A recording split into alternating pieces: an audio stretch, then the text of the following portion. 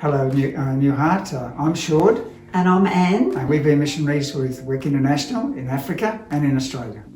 After leaving high school, I joined the Commonwealth Public Service and worked in Customs House in the Brisbane CBD.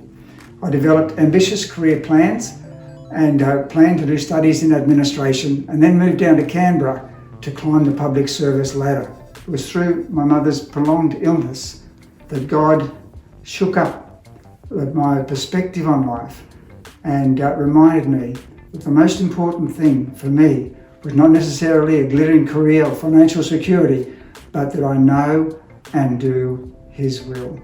In 1965, at the end of a powerful missions weekend, I remember going forward in the final meeting of that weekend, and as we sang, "All to Jesus I surrender, all to Him I freely give." And I really meant it. I was 18 years of age, and it was a life-shaping decision that I took, but I was determined to go through with it.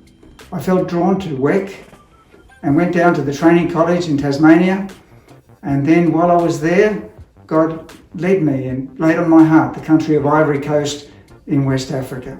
It was on the 1st of August 1970 that I boarded a Qantas flight at Brisbane Airport and flew to Europe for French studies.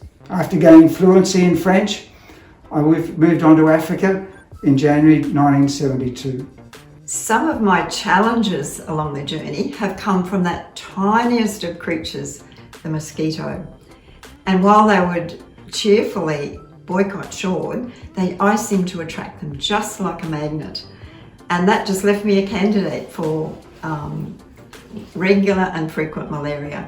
I guess on average I had it about once a month over many years. And malaria is when you feel like you're burning up with fever one minute and you might be shaking with chills the next.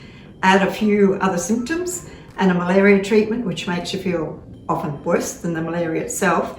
And that's how I was feeling the night before I had to speak at a women's conference in a little country in Central Africa. And at those times, it's sometimes a challenge to keep going.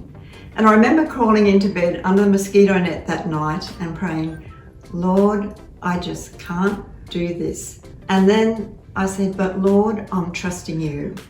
I'm trusting you to speak through me tomorrow." Well, the next morning when I got up to speak, I can't say I was feeling great, but as we got going, I was very thankful to have a very energetic interpreter beside me. And she was very bright and interpreting in a very energetic manner until all of a sudden, she suddenly stopped right in the middle of our presentation.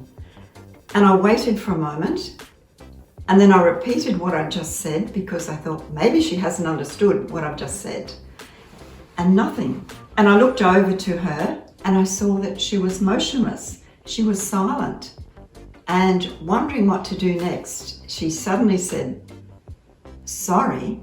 She said, "The Lord just spoke to me while you were speaking."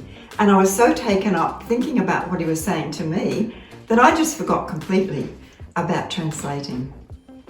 And God spoke to other women that day as well at the conference. And I realized again that God was just wanting me to trust Him. He'd answered my prayers and He'd done exactly what I trusted Him to do. Heart to Heart is an exciting part of our church year. And we hope you'll be able to come and join us for one of our services during August.